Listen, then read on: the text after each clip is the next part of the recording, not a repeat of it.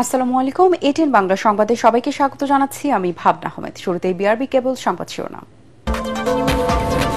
৩ মাসের মধ্যে জাতীয় নির্বাচন চায় বিএনপি, বললেন মির্জা ফখরুল। ক্ষমতায় গেলে গণতান্ত্রিক অর্থনীতি নিশ্চিত করা হবে, রাজশাহীতে আমির খসরু।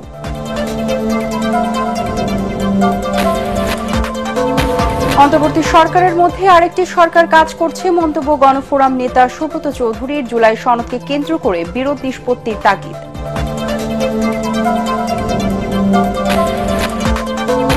তিন দপ্তরের সুপারিশের পরও নিয়োগ পাননি। ১.৫ যুগ আগে চাকরিচ্যুত ৭৫০ পুলিশ কর্মকর্তা। হতাশ তাদের পরিবার, দ্রুত পুনর্বহালের দাবি।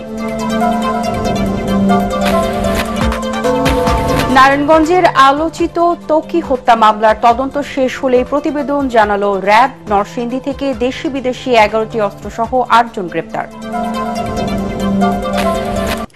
শুনছিলেন বিআরবি কেবল সংবাদ শিরোনাম, এবারে বিস্তারিত। বিএনপি আগামী ৩ মাসের মধ্যে নির্বাচন চায় বলে জানিয়েছেন দলটির মহাসচিব মির্জা ফখরুল ইসলাম আলমগীর। রাজধানীতে এক অনুষ্ঠানে তিনি বলেন, একটি দল বলছে বিএনপি নির্বাচন পেছাতে চায়, কিন্তু তাদের দল আগামী ৩ মাসের মধ্যে সংসদ নির্বাচন চায়। মির্জা ফখরুল বলেন, জাতীয় নির্বাচনে বাধা সৃষ্টি করছে জামায়াত, বিএনপি নয়। বিএনপির বিরুদ্ধে অপপ্রচার চালিয়ে মানুষকে বিভ্রান্ত করছে দলটি।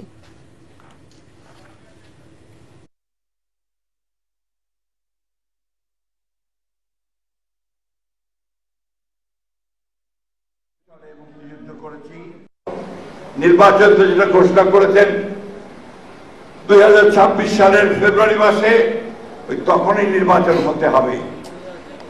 পিআর হবে কি হবে না ওটা আগামী পার্লামেন্ট সিদ্ধান্ত নেবে। তারা গণভোট আগে হতে হবে, তারপরে নির্বাচন হবে, এটা আপনারাই বলছেন। আমরা তো নির্বাচন পেছানোর কথা একবারও বলিনি।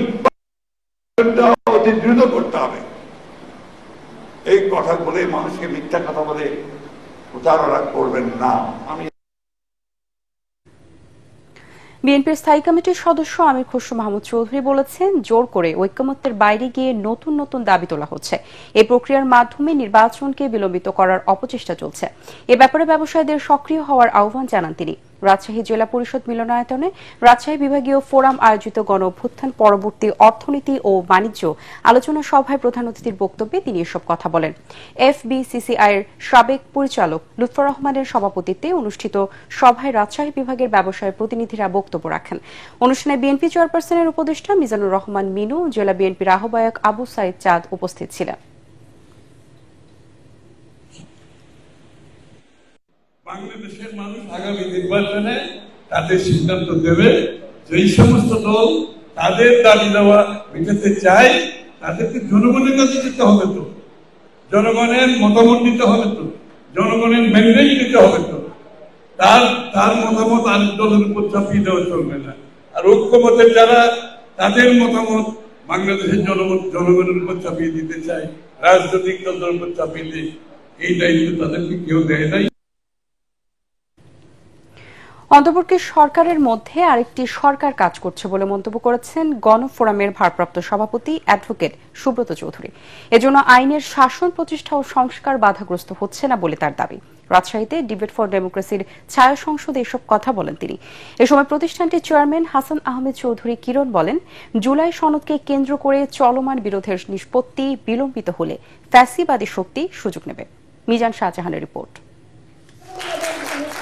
জুলাই সনদের বাস্তবায়ন প্রক্রিয়া নিয়ে ডিবেট ফর ডেমোক্রেসি আয়োজিত বিতর্কে অংশ নেয় Bangladesh university of business and technology ও শহীদ সরোয়ার্দী মেডিকেল কলেজ।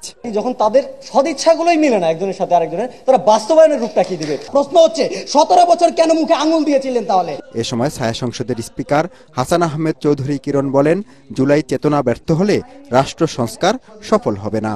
যে দেশি বিদেশি একটা অপশক্তি মনে হচ্ছে আমাদের কাছে, আমাদের এই জাতীয় নির্বাচনটাকে ভণ্ডুল করবার জন্য, ফেব্রুয়ারি নির্বাচনটাকে ভণ্ডুল করবার জন্য নানা রকম অপতৎপরতা করছে এবং এই বিভাজনের মধ্যে পা দিচ্ছে আমাদের রাজনৈতিক দলগুলো। আমি অত্যন্ত সাবধানতার সাথে রাজনৈতিক দলগুলোকে বলতে চাই, আপনারা ফেব্রুয়ারির নির্বাচনকে ভণ্ডুল করবার জন্য যদি কোনো রাজনৈতিক দল এই ধরনের কোনো অপশক্তির কাছে মাথা নত করেন, অপশক্তির কাছে আপনারা বিক্রি হয়ে যান, তাহলে কিন্তু এই বাংলাদেশের যে জুলাই আন্দোলন, জুলাই বিপ্লব কিন্তু বিক্রি হয়ে যাবে। অ্যাডভোকেট সুব্রত চৌধুরীর মতে জুলাই সনদ হতে পারত এক ঐতিহাসিক দলিল, কিন্তু নানা কারণে তা হয়নি দাবি করে এই সিনিয়র আইনজীবী বলেন, নতুন বাংলাদেশে ভুয়া মামলায় হয়রানি জুলাই চেতনা পরিপন্থী। দুদকের প্রস্তাবনা আছে, সেগুলো ভাই কার্যকরী করেন না কেন ইউনূস সাহেব? আপনি এগুলো নিয়ে বসে আছেন, ঝগড়া লাগিয়ে দিয়েছেন। আমি ফ্রম ডে ওয়ান বলেছি যেগুলো নিয়ে রাজনৈতিক দলগুলোর সাথে আলাপ আলোচনার দরকার নাই, সেই সমস্ত কমিশনের রিপোর্ট অনেক আগে দেওয়া হয়েছে, সেগুলো বাস্তবায়িত করেন দ্রুততম সময়ে। চলমান রাজনৈতিক সংকটের জন্য জামাত ইসলামীর তীব্র সমালোচনা করেন তিনি। জামাত বলে মধ্যে মধ্যে যে আপনারা আওয়ামী লীগ দেখেছেন, বিএনপি দেখেছেন, বা এরশাদকেও দেখেছেন, আর আমি বলি যে ভাই আপনাকেও দেখেছি। 47-এ আপনারা পাকিস্তানের বিরোধিতা করেছেন, আর 71-এ পাকিস্তানের পক্ষে ছিলেন, গণহত্যায় অংশগ্রহণ করেছেন, এবং মন্ত্রিসভায় জামাতের 4 জন মন্ত্রীও ছিল। তো জামাতকে তো আমরা 71 সনেই দেখেছি, নতুন করে আর দেখার কিছু নাই। বিএনপি জামাত এনসিপির ত্রিমুখী লড়াই বন্ধ করে ঐক্যবদ্ধ হওয়ার তাগিদ দিয়ে হাসান আহমেদ চৌধুরী কিরণ বলেন, ফেসিবাদ ফিরলে কেউই রেহাই পাবে না। আমাদের মতপার্থক্য দূর করতে হবে, আমাদেরকে ভাবতে হবে যে আমরা এখনো বাংলাদেশের যে রক্তের উপর দাঁড়িয়েছি, সে রক্তের দাগ এখনো শুকিয়ে যায়নি।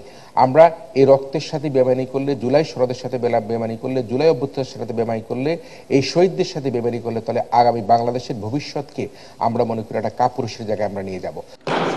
বিতর্কে বিজয়ী হয় Bangladesh university of business and technology.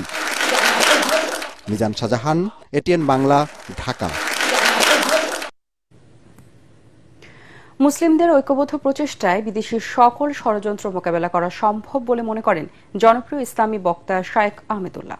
Bangladesh চীন মৈত্রী সম্মেলন কেন্দ্রে তামিরুল মিল্লাত কামিল মাদ্রাসা আয়োজিত প্রথম অ্যালামনাই কনফারেন্সে তিনি বলেন, দীর্ঘদিন থেকে দেশে ধর্মপ্রাণ মুসলমানদের বিভিন্নভাবে দমন করা হয়েছে। জুলাই আন্দোলনে সেই দমন পীড়নের অবসান হয়েছে বলে আজ দেশের মুসলমানরা সামনের সারিতে। বর্তমান পরিস্থিতি চলমান থাকলে মুসলমানদের সঠিক নেতৃত্ব অগ্রসর হবে বলেও জানান তিনি। অ্যালামনাই কনফারেন্সে 120টি ব্যাচে প্রায় 3000 শিক্ষার্থী অংশ নেয়। এতে অন্যান্যের মধ্যে বক্তব্য রাখেন দৈনিক আমার দেশ পত্রিকার সম্পাদক মাহমুদুর রহমান।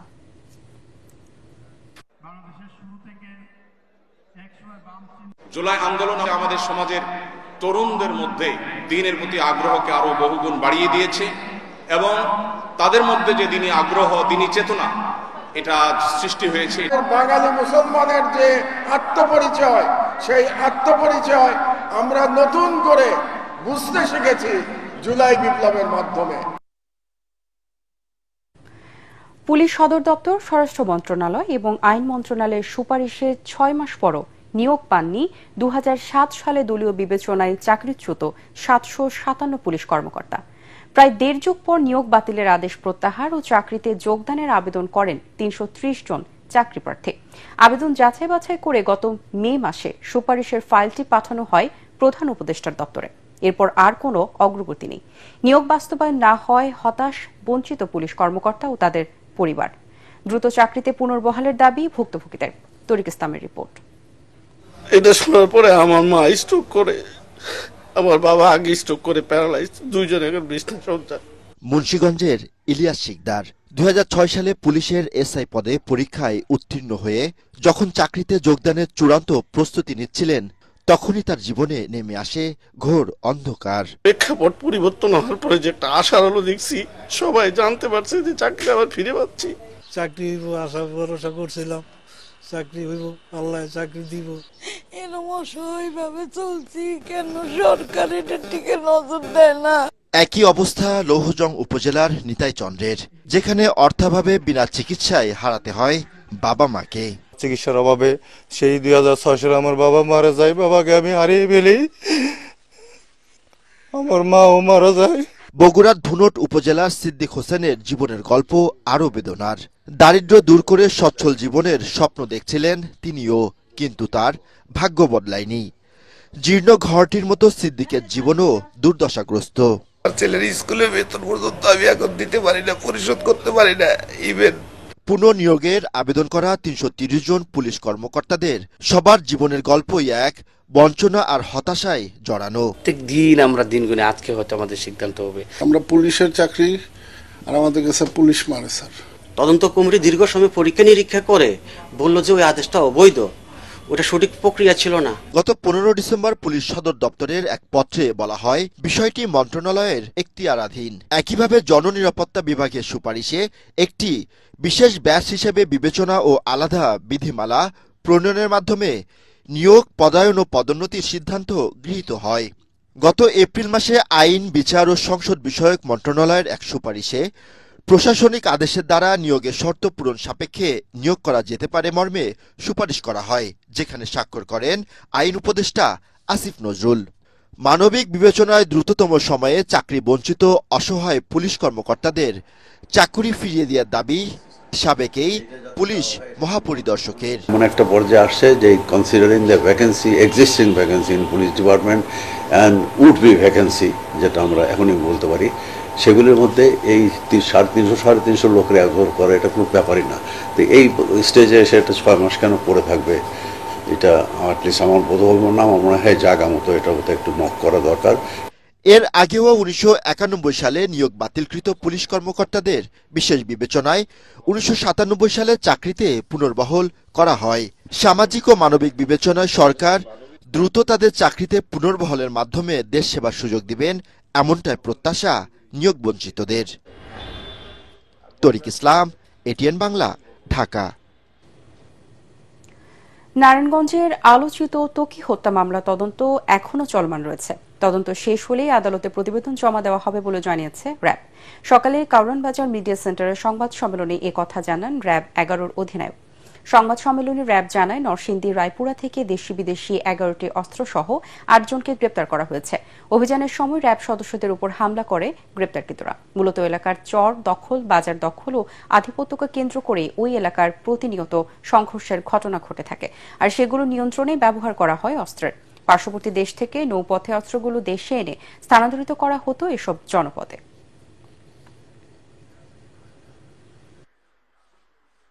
একটা মামলা যখন তদন্ত থাকে, এটা অবশ্যই তদন্ত শেষে আপনাদেরকে বিস্তারিতভাবে জানানো হবে। এখন এটা তদন্ত প্রক্রিয়াধীন, চলমান রয়েছে এবং আমাদের অনেক ডেভেলপমেন্টও আছে। আমরা অতি শীঘ্রই এটার দিয়ে দিব। নৌপথগুলো একটু আমাদের আনসিকিউর থাকে, এখানে আসলে সিকিউরিটি প্রোভাইড করা আমাদের ওইভাবে করে সম্ভব হয় না, বা আমাদের ওই এটাও কম। তো তারা নৌ রুটটাকেই ব্যবহার করে থাকে, নৌপথের মাধ্যমে মূলত এই বিশেষ করে এই চরাঞ্চলগুলোতে নরসিংদী, মুন্সিগঞ্জ এইসব এলাকার যে অস্ত্রগুলো যেগুলো আসে, তারা নৌপথটাকে ব্যবহার করে থাকে। ইলিশের উৎপাদন বৃদ্ধি ও টেকসই সংরক্ষণ নিশ্চিতে মধ্যরাত থেকে শুরু হয়েছে সারা দেশে জাটকা ধরার নিষেধাজ্ঞা।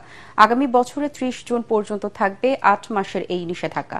এর আওতায় সাগর ও নদীতে 25 সেন্টিমিটারের ছোট ইলিশ আহরণ, পরিবহন, বাজারজাতকরণ, বেচাকেনা ও মজুদ সম্পূর্ণ নিষিদ্ধ থাকবে। মৎস্য অধিদপ্তর সারা দেশে জেলা ও উপজেলা প্রশাসন, নৌবাহিনী, কোস্টগার্ড, নৌপুলিশ, র্যাব ও স্থানীয় আইন প্রয়োগকারী সংস্থার সহযোগিতায় কঠোরভাবে এই নিষেধাজ্ঞা বাস্তবায়ন করবে। দীর্ঘ 9 মাস পর পর্যটকদের জন্য খুলে দেওয়া হলো সেন্ট মার্টিন দ্বীপ। তবে পর্যটক না যাওয়ায় কক্সবাজার থেকে ছাড়েনি কোনো জাহাজ। পর্যটকরা জানান, কক্সবাজার শহর থেকে যাত্রা করে দ্বীপে পৌঁছাতে 8 থেকে 9 ঘন্টা সময় লাগে।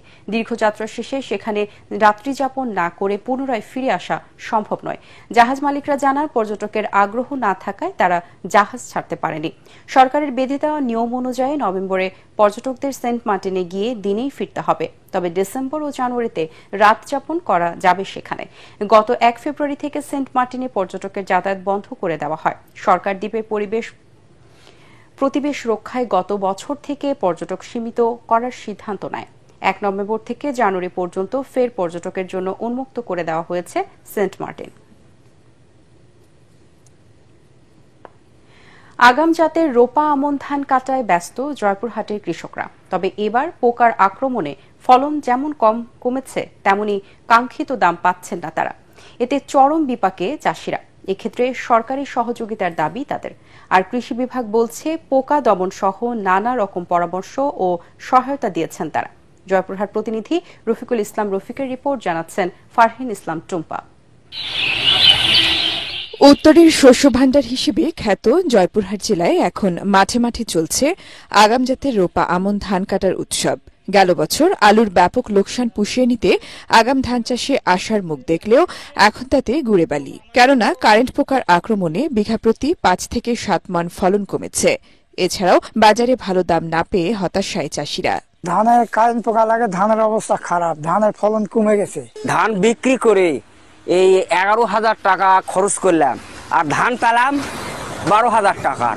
তাহলে এই 1000 টাকা দিয়ে আমরা খাবো না বিউ বাচ্চা চালাবো না কি করব আমরা? কারেন্ট পোকা, পচানি, বিভিন্ন রোগ দেখা দিচ্ছে। ধানের ফলন খুবই কম, আমরা কাজ করে বেড়াচ্ছি, সেই রকম মূল্য নাই আমাদের। এবার জেলায় 70,095 হেক্টর জমিতে আমন ধানের চাষ হয়েছে।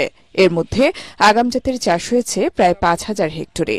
এদিকে কারেন্ট পোকা রোধ সহ কৃষকদের নানা রকম পরামর্শ ও সহায়তা দেওয়ার কথা জানায় জেলা কৃষি বিভাগ। কৃষক ভাইরা নিয়মিত ওষুধ প্রয়োগ করার ক্ষেত্রে কিছুটা গড়িমসি করতেছে। অনেক ক্ষেত্রে সঠিক ওষুধটা সঠিক ডোজে না দেওয়ার কারণে দু একটি জমি ক্ষতিগ্রস্ত হয়েছে। তবে সেক্ষেত্রে আমরা কৃষক ভাইদের পুনরায় প্রয়োজনীয় পরামর্শ দিয়ে আপনি যাতে ফলনটা বিপর্যয় না হয় সে ব্যাপারে প্রয়োজনীয় ব্যবস্থা গ্রহণ করি। চলতি মৌসুমে জয়পুরহাটে ধান উৎপাদনের লক্ষ্যমাত্রা ধরা হয়েছে 2,41,126 metric ton. Bureau report, ATN Bangla. নদী দখল ও দূষণকারীদের তালিকা থাকলেও সরকার তাদের বিরুদ্ধে কোনো ব্যবস্থা নিচ্ছে না বলে অভিযোগ করেছেন বাংলাদেশ নদী বাঁচাও আন্দোলনের সভাপতি অধ্যাপক মোহাম্মদ আনোয়ার সাদাত। নদী রক্ষায় চাই রাজনৈতিক অঙ্গীকার বিষয়ে জাতীয় নদী কনভেনশনে তিনি এই কথা বলেন।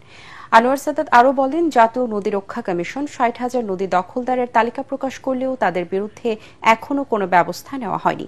দূষণকারীদের তালিকা করার তৈরির কথা বলা হলেও সেটাও করা হয়নি। এই নদী দূষণকে, পরিবেশ দূষণকে যদি আমরা দূর করতে না পারি তাহলে খাদ্য সংকট, খাদ্য নিরাপত্তা থেকেই যাবে। জাতীয় নদী রক্ষা কমিশন 60,000 দখলদারের একটা তালিকা প্রকাশ করেছে যারা নদী দখল করেছে। এই গত 14 মাসে দুর্নীতি দমন কি করছে? দুর্নীতি দমন কমিশন তারা কি দেখে না এই 60,000 নদী দখলদার কোথায় আছে, কি করছে, কোথায় কিভাবে দখল করলো? তাদেরকে কেন আইনের আওতায় আনলো না? সাম্য ও সমতায় দেশ করবে সমবায়, এই প্রতিপাদ্যে পালিত হচ্ছে 54তম সমবায় দিবস। এ উপলক্ষে আগরগাঁওয়ের সমবায় অধিদপ্তরের দিবসটির উদ্বোধন করেন পল্লী উন্নয়ন সমবায় সচিব ইসমাইল হোসেন। এরপর আলোচনা সভায় আয়োজন করা হয়। এতে সারা দেশে পরিচালিত সমবায় সমিতির বিভিন্ন কার্যক্রম ও কাজের অগ্রগতি তুলে ধরা হয়। সভায় বক্তারা প্রান্তিক জনগোষ্ঠীর জীবনমান উন্নয়নে সমবায়ের গুরুত্ব নিয়ে আলোচনা করেন। অনুষ্ঠানে উপস্থিত ছিলেন সমবায় অধিদপ্তরের ডিজি মুনিমা হাফিজ, অতিরিক্ত নিবন্ধক আহসান কবির।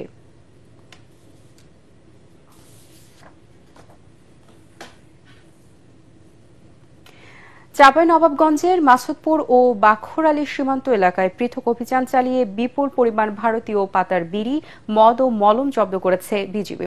গতরাতে জেলা সদর উপজেলার গোয়ালডুবি ও শিবগঞ্জ উপজেলার তারাপুর সীমান্ত এলাকা থেকে এসব মালামাল জব্দ করা হয়। এ সময় বিজিবির উপস্থিতি টের পেয়ে চোরাকারবারীরা একটি বস্তা ফেলে পালিয়ে যায়। 53 বিজিবি ব্যাটালিয়নের অধিনায়ক লেফটেন্যান্ট কর্নেল কাজী মোস্তাফিজুর রহমান এসব তথ্য জানান।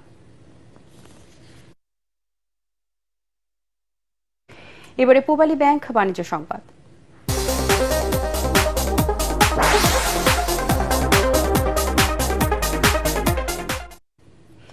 New mooring container terminal, NCT, Laldiyachar সহ চট্টগ্রাম বন্দরের কোন স্থাপনা দেশি বা বিদেশি কোন পক্ষের কাছে ইজারা না দেওয়ার দাবিতে চট্টগ্রামে অনশন পালন করছেন শ্রমিক কর্মচারীরা। সকালে চট্টগ্রাম প্রেস ক্লাবের সামনে আয়োজিত অনশনে বক্তারা কোনো দরপত্র ছাড়াই বন্দরের অর্থায়নে নির্মিত লাভজনক টার্মিনাল বিদেশি কোম্পানিকে ইজারা দেওয়ার প্রক্রিয়া থেকে সরে আসতে সরকারের প্রতি আহ্বান জানান। কর্মসূচিতে সংহতি জানিয়ে বাম গণতান্ত্রিক জোট ও ফ্যাসিবাদ বিরোধী বাম মোর্চা। চট্টগ্রাম বন্দর ব্যবহারকারীরাও এই সিদ্ধান্তের প্রতিবাদ জানিয়েছে। এবারে আল-আরাফা ইসলামী ব্যাংক অর্থ সংবাদ।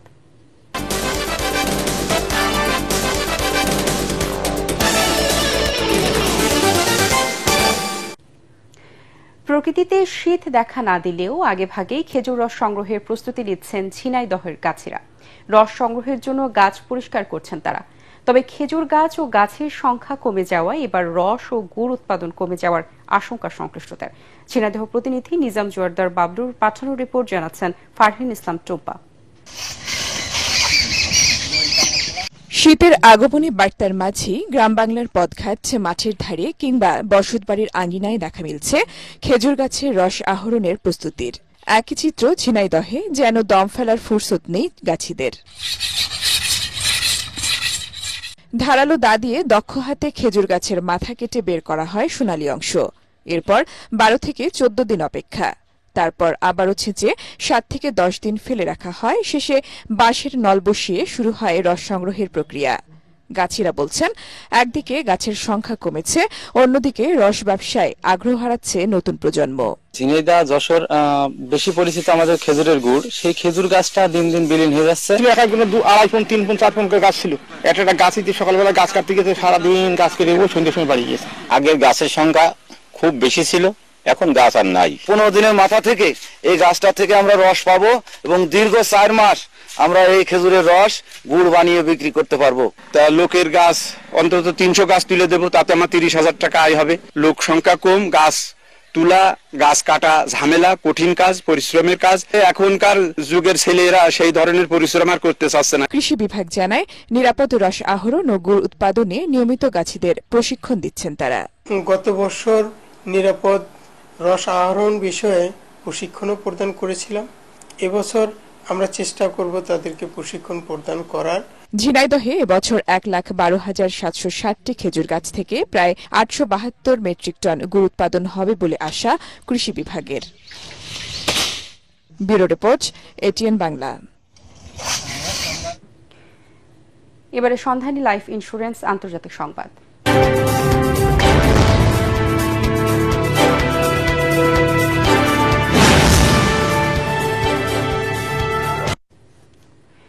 ভেনেজুয়েলার ভেতরে সামরিক হামলার পরিকল্পনা নেই বলে জানিয়েছেন মার্কিন প্রেসিডেন্ট ডোনাল্ড ট্রাম্প।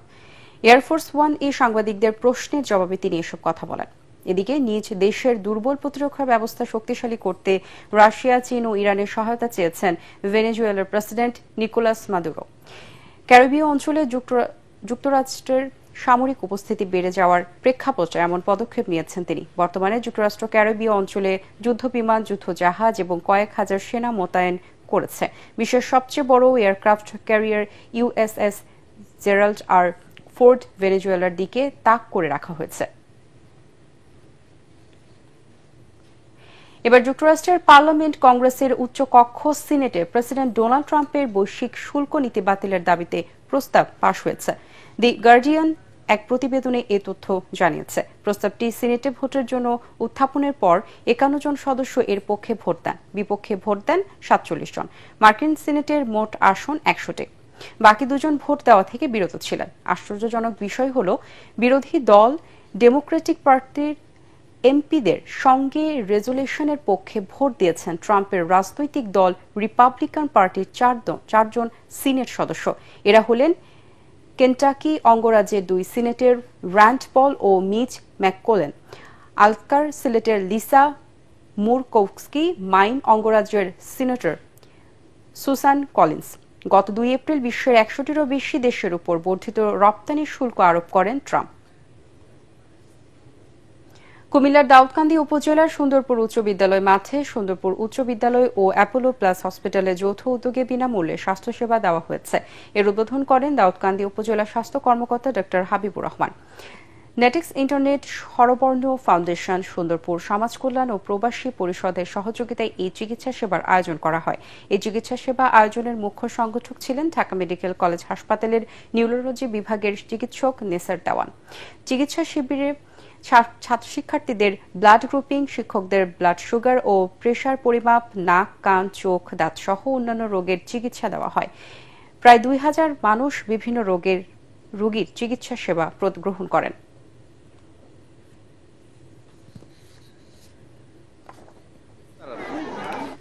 এবারে খেলার খবর।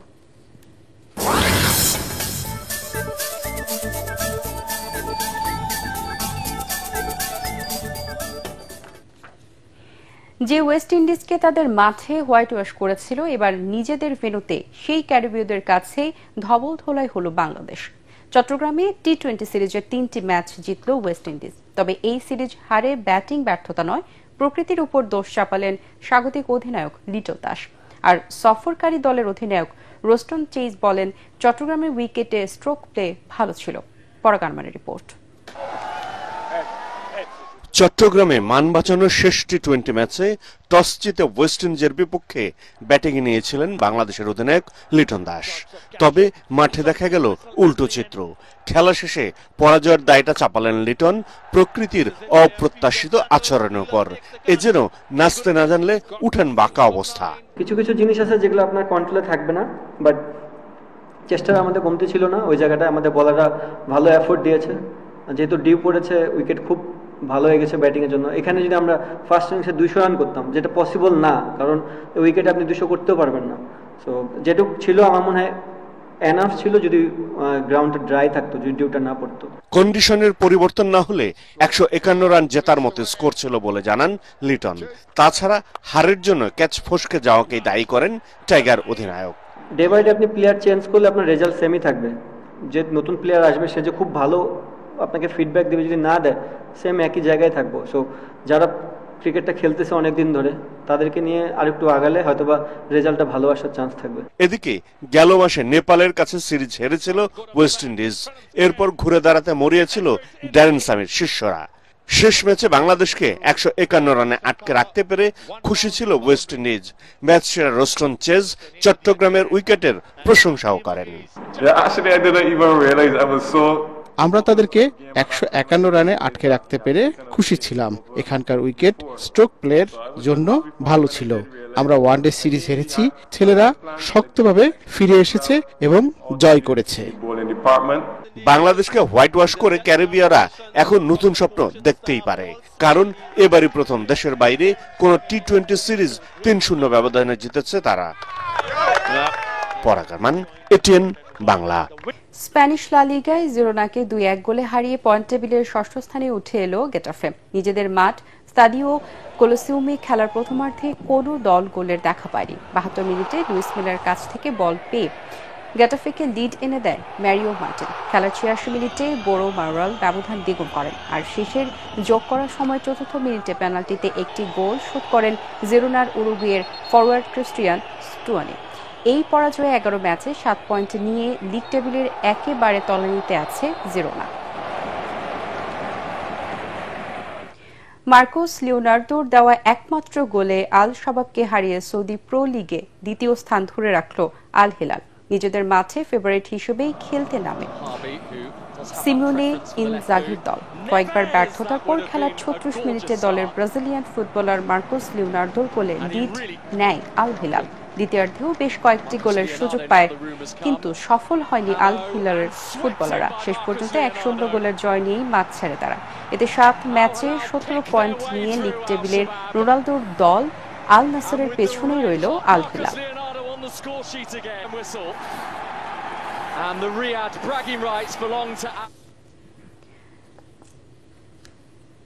শেষ করার আগে বিআরবি কেবল সংবাদ শিরোনামগুলো জানিয়ে দিব আরো একবার।